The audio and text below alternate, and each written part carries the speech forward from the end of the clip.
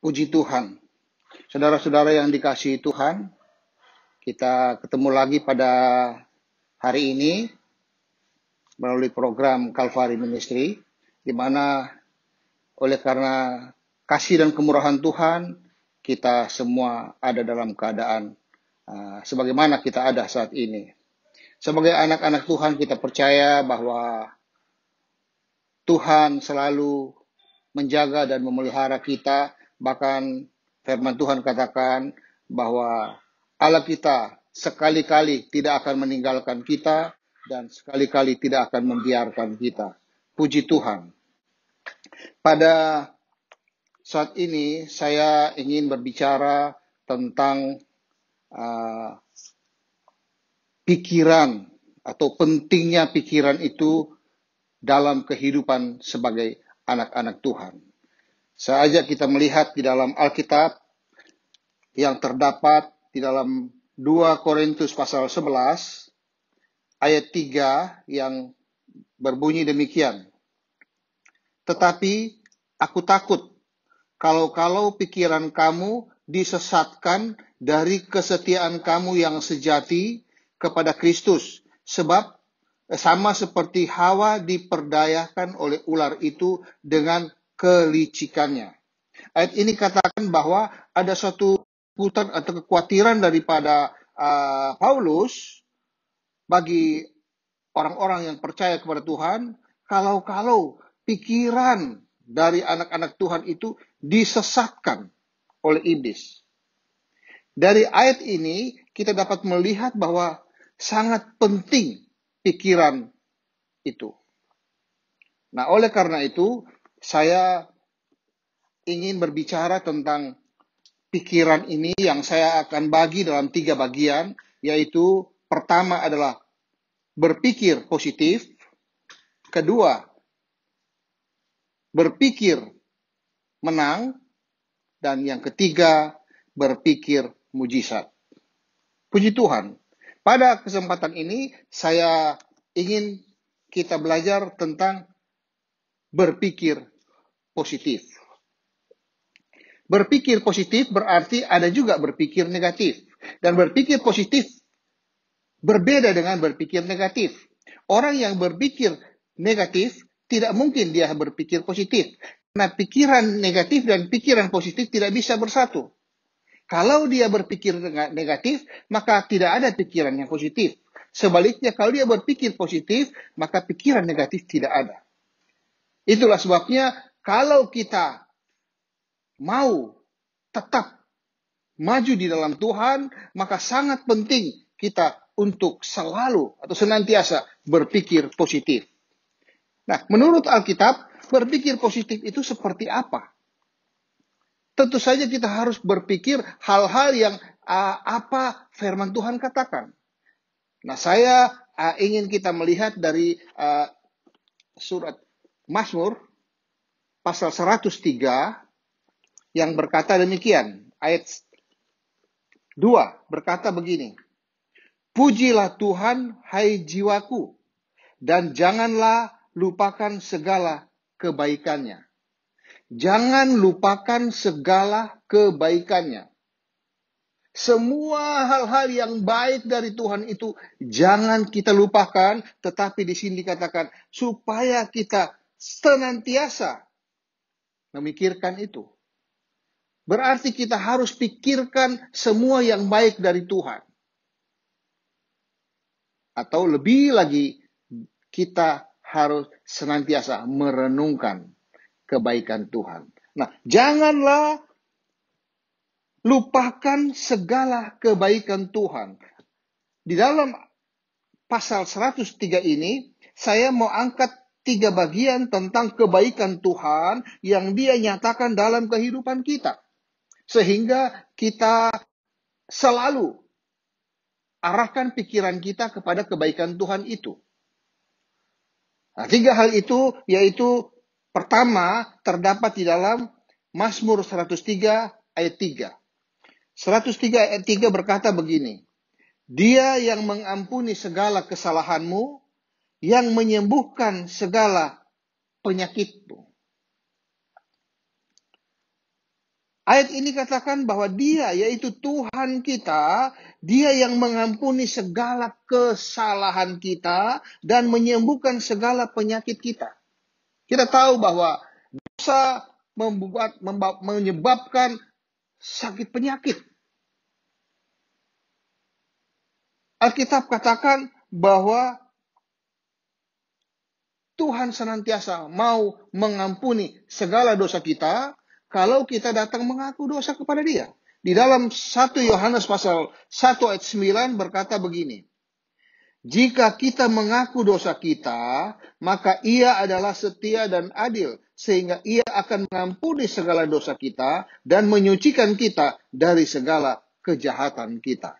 Ayat ini merupakan fasilitas yang begitu baik yang Tuhan berikan kepada kita sebagai bukti bahwa Dia sangat baik dalam hidup kita. Dan mengharapkan supaya kita selalu merenungkan kebaikan Tuhan ini. Kita harus senantiasa memikirkan kebaikan Tuhan ini. Bahwa Dia mengampuni segala dosa kita dan menyucikan kita dari segala kejahatan kita. Asal kita mau datang mengaku dosa kita. Dan Dia sebagai Allah yang setia dan adil itu akan senantiasa mengampuni kita. Puji Tuhan. Jadi dari ayat ini, poin pertama ini kita harus senantiasa merenungkan, harus senantiasa memikirkan tentang kebaikan Tuhan, bahwa hanya Tuhanlah, hanya Yesuslah yang mau mengampuni segala dosa-dosa kita, mengampuni segala kesalahan-kesalahan kita. Dia menyediakan fasilitas ini supaya kita mau datang dengan hati yang rendah kepada Dia, mengaku dosa kita kepada Tuhan. Katakan, Tuhan, ampunilah dosa kita. Ampunilah kesalahanku, Engkau sangat baik, Engkau mengampuni aku. Kemudian yang menyembuhkan segala penyakit kita. Penyakit yang disebabkan oleh karena dosa. Kadangkala kita tidak berpikir demikian. Tetapi Alkitab mengatakan bahwa dosa menyebabkan kita sakit. Itulah sebabnya Tuhan katakan kepada anak Tuhan, pada seorang yang datang kepada Tuhan untuk minta ampun kepada Dia, Dia katakan, pergilah. Imanmu telah menyelamatkan engkau dan penyakitmu sembuh. Puji Tuhan. Alkitab mengatakan di dalam Matius pasal 8, ayatnya yang ke-17 berkata begini. Matius 8 ayat 17 berkata, hal itu terjadi supaya genaplah firman yang disampaikan oleh Nabi Yesaya. Dialah yang memikul kelemahan kita dan menanggung penyakit kita. Segala penyakit kita, segala penderitaan kita, Alkitab katakan, sudah ditanggung oleh Yesus di kayu salib Kalvari. Itulah sebabnya, kalau Yesus sudah menderita sengsara sakit penyakit kita, maka itu artinya Yesus mau supaya kita ini tidak sakit. Jadi adalah keinginan dari Tuhan, kebaikan dari Tuhan, bahwa supaya kita sebagai anak-anak Tuhan yang percaya kepada Yesus tidak sakit. Karena segala penyakit kita sudah ditanggung oleh Yesus di kayu salib. Dan Yesus senang melihat kita kalau kita ada dalam keadaan sehat walafiat. Oleh sebab itu firman Tuhan katakan, oleh bilur-bilur Yesus segala penyakit sudah disembuhkan. Puji Tuhan. Poin yang pertama tadi, Dia yang mengampuni segala kesalahan kita dan yang menyembuhkan segala penyakit kita. Itu bukti kebaikan Tuhan. Dan Dia minta untuk kita senantiasa memikirkan, merenungkan kebaikan Tuhan ini. Poin yang kedua, yaitu Dia yang menebus kehidupanmu dari lubang kubur, yang memahkotai engkau dengan kasih setia dan rahmat. Ayat 4 katakan bahwa Dia, yaitu Yesus, yang menebus hidupmu dari lubang kubur. Dari lubang kubur berbicara tentang kematian.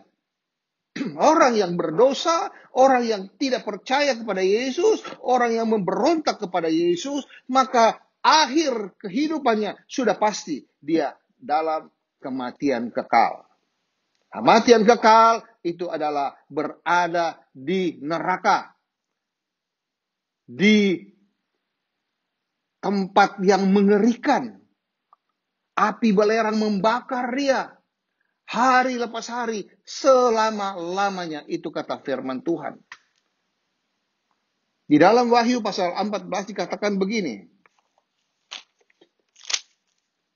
Ayatnya yang ke-10 berkata, maka ia akan minum dari anggur murka Allah yang disediakan tanpa campuran dalam cawan murkanya, dan ia akan disiksa dengan api dan belerang di depan mata malaikat-malaikat kudus dan di depan mata anak domba. Jadi penyiksaan ini di neraka itu dengan api dan belerang selama-lamanya.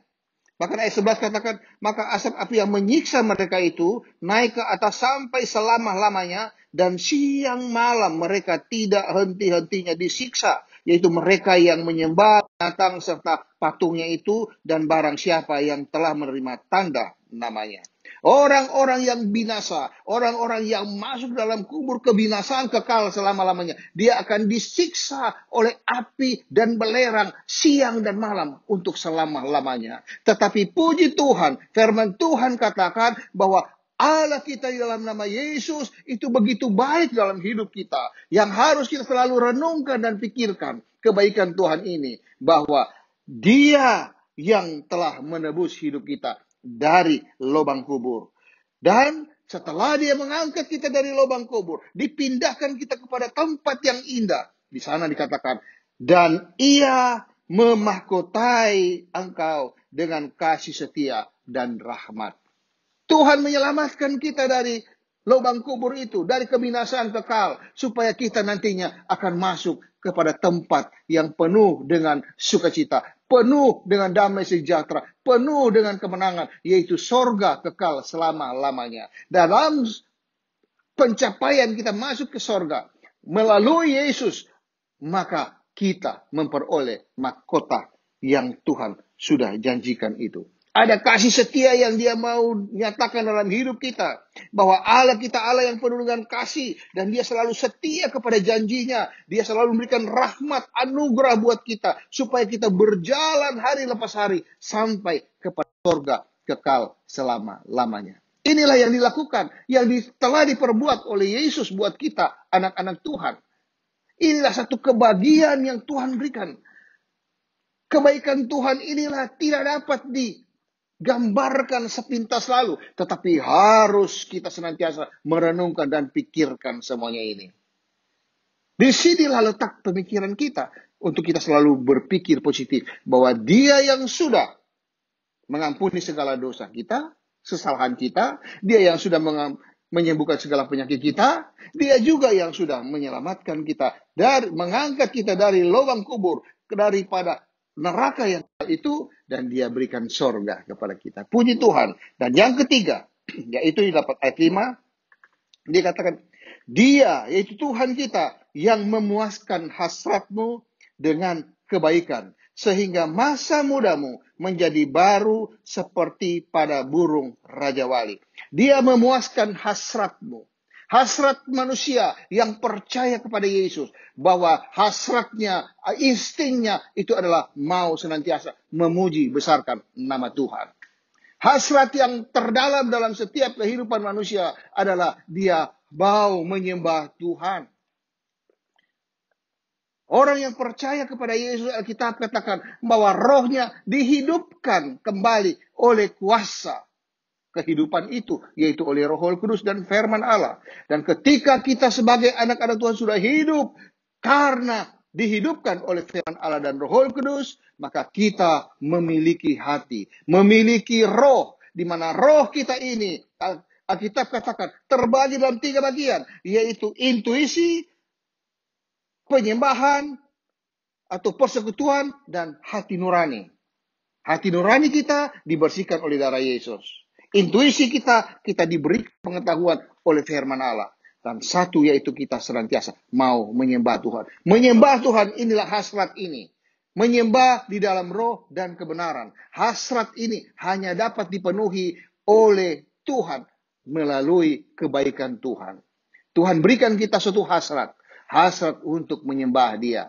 Dikatakan di sini, menyembah Dia seperti masa muda, yaitu seperti burung Raja Wali.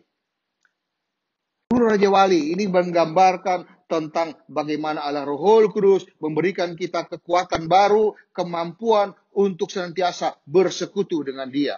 Untuk senantiasa menyembah Tuhan, meninggikan Tuhan, dan mengagungkan nama Tuhan. Puji Tuhan. Nah, inilah yang dikatakan oleh firman Tuhan. Janganlah lupakan segala kebaikannya. Artinya, kita harus selalu memikirkan hal ini. Kita berpikir positif. Berpikir positif artinya kita pikirkan segala kebaikan-kebaikan Tuhan. Dan kebaikan Tuhan yang nyata dalam kehidupan kita. Kita alami itu. Ada 3 poin di sini.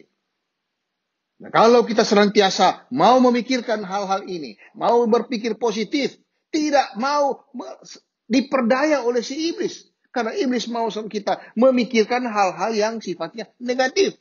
Memikirkan tentang bagaimana penyakit pandemi COVID-19 mau datang kepada kita, mengancam kita, sehingga pada akhirnya kita sakit, lalu kita mati. Begitu juga dia datang dengan pemikiran-pemikiran negatif supaya kita melihat kalau kita cuma di rumah, kita tidak punya penghasilan, bagaimana kita mau hidup, kita bisa mati, kita bisa kekurangan, mati kelaparan. Akhirnya kita tidak berdaya. Pikiran-pikiran ini merupakan intimidasi daripada iblis untuk dapat menggeserkan iman kita. Tetapi puji Tuhan, pada saat ini firman Tuhan datang kepada kita. Dia mau supaya mari kita berpikir positif. Kita pikirkanlah segala kebaikan Tuhan. Bahwa Dia yang sudah mengampuni segala dosa kita. Dia yang sudah menyembuhkan segala penyakit kita. Dia yang sudah melepaskan kita dari kebinasaan kekal di neraka. Bahkan Dia berikan kita surga kekal selama-lamanya. Bahkan lebih dari itu, Dia berikan kita hati yang mau menyembah Dia, mau memuji Dia, dan meninggikan nama Tuhan. Terpujilah nama Tuhan. Saya percaya firman Tuhan ini mengajar kita untuk berpikir positif supaya kita bertahan tetap di dalam Tuhan. Haleluya. Puji Tuhan. Sekali Yesus, tetap Yesus.